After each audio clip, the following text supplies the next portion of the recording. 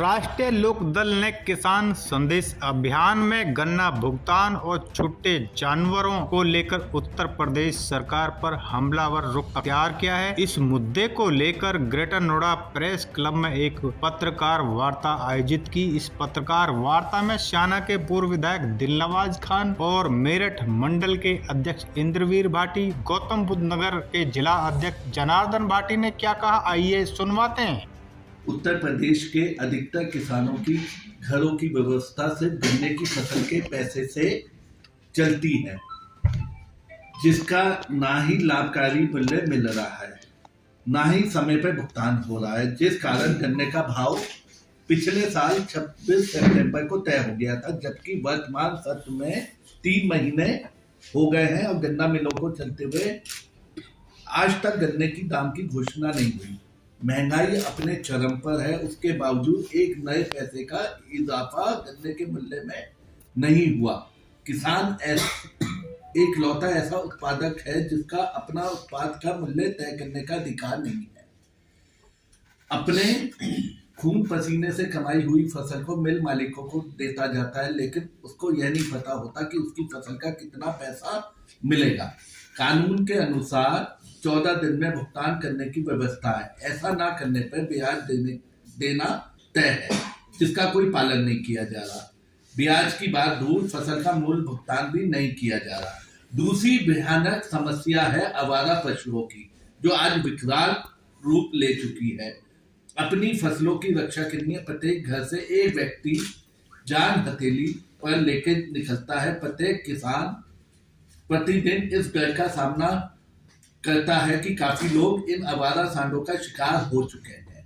अपनी जान पर खेलकर जिस फसल को पैदा किया करता है, उसे वाजिब दाम भी ना मिलने से किसान का मन बहुत आहत है। यह स्थिति चलती रही तो परिवार सहित भूखा मरने पर मजबूर होना पड़ेगा।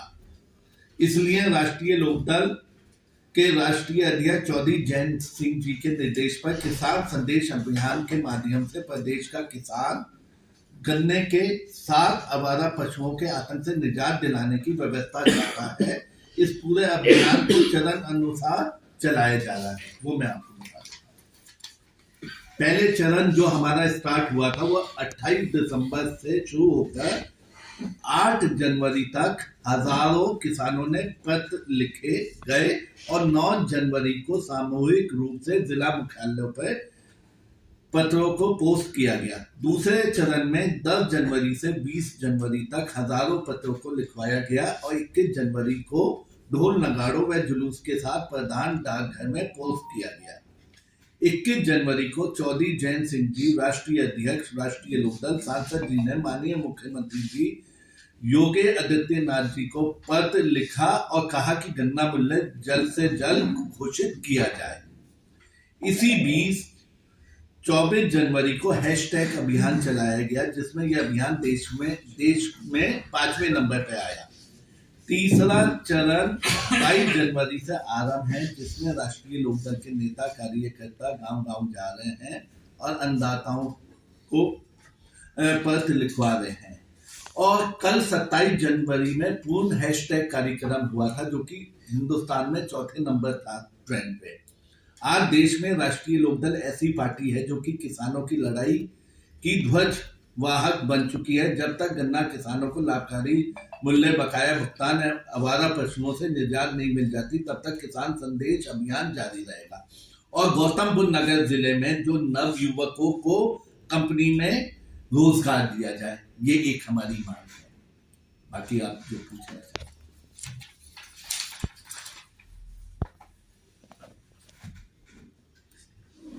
जान हथेली पे लेके घूम रहे हो मोटरसाइकिल पे और कोई टक्कर मार दे, भगवान ना करे, ईश्वर ना करे, तो क्या वो होगी? सरकार को इसका इंतजाम करना चाहिए।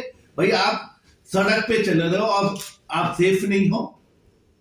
भाई इन्होंने गौशाला बनाई है जैसे कि गांवों में। अब आप ये बताओ, एक पशु 31 रुपए के चारे में पल जाएगा क्या? सरकार को पूरी की पूरी व्यवस्था करनी चाहिए। और आप लोग अपनी जान हथेली पे लेके घूम रहे हो, सभी लोग, हम सभी लोग। और किसान बेचारा परेशान है, अपने घर पे सो नहीं पाता, वो खेतों की रखवाली करे, क्या करे, ना उसे टाइम पे डाई मिल पा रही, ना दवा मिल पा रही, ना यूरिया मिल पा रहा। किसान तो बेचारा वैसे ही बहुत इतना परेशान है, और ये सरकार लाभकारी मूल्य घोषित करने का भी काम नहीं कर रही है। और ये तो तब तक आंदोलन चलता रहेगा, तब तक ये लाभकारी मूल्य घोषित नहीं करेंगे। बाकी हमारे मंडल अध्यक्ष जी कुछ अपनी कब तक चलेगा किसान संदेश अभियान आपका? तब तक ये सरकार लाभकारी मूल्य घोषित नहीं करेगी। बाकी ये सड़कों पर भी उतरेंगे क्या? तो कई महीनों से सड़कों पे है, किसानों के पास जा रहे हैं। हम लोग सड़कों पर ही हैं। जिलाधिकारी को ज्ञापन दे रहे हैं मुख्यमंत्री के लिए 31 को, इस जनवरी 31 जनवरी 31 तारीख दोनों मांगों को लेकर आवास मांगों वालों जी जी 3 मांग है। तीन मांग है। किसान की फसल, किसान दो फसल 3 फसल जो सब्जी पैदा करता है तो 3 फसल भी ले लेता है, लेकिन गन्ने की फसल पूरे साल में एक मिलती है किसान को, और उसका भी उसको भुगतान 3 साल में 4 साल में मिले, तो कैसे गुजारा करेगा अपने परिवार को? सरकार कह रही है बार बार, मोदी जी कहते हैं, फिर देश की सरकार कहती है कि हम किसान का आय दुगनी करेंगे। कैसे दुगनी करेंगे उस आंकड़े को बता दें, कैसे दुगनी करेंगे। सरकार दावा करती है कि हम जो किसानों की गन्ना मूल्य जो भुगतान कर रहे हैं, क्या उसका दावा जो झूठा है? मैं बता दूं आपको, आप अभी अपना गूगल खोलिए और मैं कुछ आंकड़े दे रहा हूं आपको, ये गूगल पर ही है इनके आंकड़े। मिनिस्ट्री ऑफ कंज्यूमर अफेयर्स है, फूड एंड पब्लिक डिस्ट्रीब्यूशन है, और ये गूगल का ही आंकड़ा जो मैं आपको दे रहा हूँ। 2017-18 में जो गन्ने का बकाया था किसानों का, वो 185 करोड़ रुपये बकाया था। उसके बाद 18-19 में 365 करोड़ रुपये हो गया। सरकार, यही सरकार थी, 365 करोड़ रुपये हो गया, वो बढ़ गया। उसके बाद में जब 19-20 आया, चुनावी वर्ष आया उत्तर प्रदेश का, तो उसमें 130 करोड़ रह गया जिन्होंने पेमेंट किया कुछ। अब ये 20-21 का आंकड़ा है, ये आसमान छू गया एकदम से। ये 4,445 करोड़ है जो किसानों का बकाया है। ये 2021 का आंकड़ा है, 21-22 का आंकड़ा नहीं है अभी ऑन डाटा जब इन्होंने पेश नहीं किया सरकार ने। 4,445 करोड़ रुपए किसानों को बकाया। किसान, मैं जो कह रहा था, मेन चीज ये है, आप सोच कर देखिए, गन्ने की खेती साल में एक बार आती है, किसान ने उसमें पानी भी लगाया, खाद भी लगाया, मेहनत करी, मजदूरी करी, और उसको साल में पेमेंट ना मिले। उसने गन्ना डाला, उसको 3 साल 4 साल तक पेमेंट नहीं होता, 20 रुपए आ जाएगा, तो कैसे परिवार को गुजारा चलेगा? उसने लोन पर ट्रैक्टर ले रखा, सरकार बताया कि वो अपने लोन का, ट्रैक्टर के लोन का पेमेंट कहाँ से करेगा? जो गन्ने का किसान है, जो सब्जी पैदा करता है, गाजर की खेती 3 महीने की, आलू की खेती 3 महीने की, मंडी में बेचेगा, पैसा मिल जाएगा, अपने सारे घर की आवश्यकताओं की पूर्ति कर लेगा। लेकिन जो गन्ने का किसान है, वो कैसे पूर्ति करेगा अपने परिवार की? सरकार कहती है कि हम आय दुगनी कर रहे हैं। जब पिछली बार इन्होंने गन्ने का मूल्य घोषित किया तो 25 रुपए क्विंटल बढ़ाया, उससे पहले 3 साल तक नहीं बढ़ाया। चुनाव आया तो 25 रुपए क्विंटल बढ़ा दिया। भुगतान मैंने दिया ना आपको, आप गूगल खोलो, आप पढ़े लिखे लोग हैं सब, गूगल खोलो, अभी निकालो आप, 4,445 करोड़ रुपए किसान का बकाया है 2021 में। यदि आपको जो फैक्ट्री में आदमी काम करता है उसको वेतन ना मिले तो हम लोग धरने प्रदर्शन में बैठ जाते हैं, फैक्ट्री बंद हो जाती है, अपने वेतन के लिए हम लोग, और बहुत उसके लिए संसाधन बने हुए हैं कि वो लेबर कोर्ट जाएगा और कहीं जाएगा, अप्रोच करेगा विभिन्न अपने इंस्टीट्यूशंस को। किसान कहाँ करेगा अपनी अप्रोच, ये बताइए। अच्छा, डेमोक्रेसी में अपनी बात कहने का यही तरीका है, और आप लोग हमको सहयोग कर रहे हो, उसमें आप लोगों का बहुत बहुत धन्यवाद है कि आप हमारा सब ये सब छाप देते हो बढ़िया तरीके से। आवारा पशुओं की बात करते हैं जी, लगभग मैं ये कहना चाहूँ, आवारा पशु आते कहाँ से हैं? ये समस्या अभी की या पिछली सरकारों में थी? ये बिल्कुल सही कहा आपने कि आवारा पशु आते कहाँ से है, और जैसे कि सरकार ने किया है, इन्होंने कुछ गौशाला बनाई, लेकिन उतनी व्यवस्था नहीं है कि गौशालाओं की। नहीं, मेरा सवाल होगा कि ये आवारा पशु विदेश से आते हैं, हमारे बीच के लोगों के होते हैं जो सुबह को दूध निकालते हैं और शाम को दूध निकालते हैं, दिन में छोड़ देते हैं। हमारा पशु कोई फैक्ट्री में तो बनते नहीं है, इसका प्रोडक्शन फैक्ट्री में नहीं होता। ये रॉ मटेरियल आया, कच्चा माल आया, ये इंडस्ट्री की तरह तैयार हो गए। ये तो गांव देहात में से ही निकल के आते हैं, वहीं पैदा होते हैं। तो ये हमारा फर्ज नहीं बनता कि जिस गाय का या भैंस का हम दूध सुबह से शाम तक बनते हैं उसको घर पे बांध के पहली बार किसी आदमी ने पहली बार किसी पत्रकार ने, मैंने हर बीजेपी की प्रेस कॉन्फ्रेंस हो किसी पे हो यही सवाल रखता हूँ कि पेड़ को जड़ से क्यों नहीं काटते हैं, ऐसा कानून क्यों नहीं बनाते हैं कि जिन्होंने पशु पाल रखे हैं आवारा छोड़ते हैं उन पर जुर्माना भरा जाए। कोई संतोषजनक जवाब नहीं दे सकता। आप क्या कहना चाहते हैं इस विषय में? बिल्कुल आपने सही कहा, जुर्माना तो नहीं होना चाहिए। नहीं, जुर्माना होना चाहिए उसके ऊपर जिसने दूध की गाय छोड़ रहा है। व्यक्तिगत सलाह है कि जुर्माना होना चाहिए, मेरी व्यक्तिगत सलाह नहीं है कि उस पर जुर्माना होना चाहिए। ये मेरी सलाह नहीं है कि उस पर जुर्माना होना चाहिए। सरकार को उसके लिए उचित प्रबंध करने चाहिए।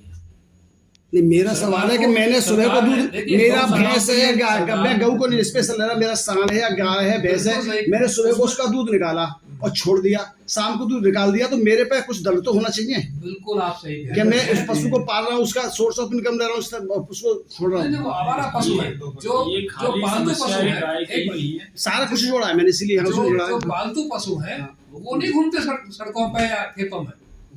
आप मेरे साथ आज चले, आज मेरे साथ चले, मैं ही दिखा दूंगा जो लोग दूध निकालते हैं सुबह, जो सुबह को दूध निकालते हैं बड़ी अच्छी तरह से, और सुबह 5 बजे छोड़ देते हैं, 6 बजे फिर निकालते हैं। मैं आज प्रैक्टिकल दिखा दूंगा आपके लिए आज ही, यही तो वही चीज होनी चाहिए ना।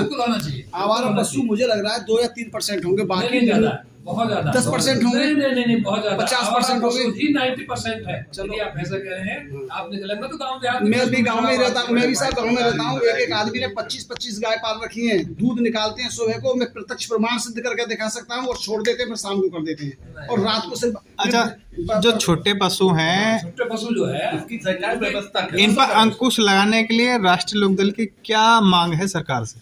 इसके लिए जो छोटे पशु हैं इन पे अंकुश लगाने के लिए राष्ट्रीय लोकदल की सरकार से क्या प्रमुख मांग है? सरकार इसके लिए उचित व्यवस्था करे।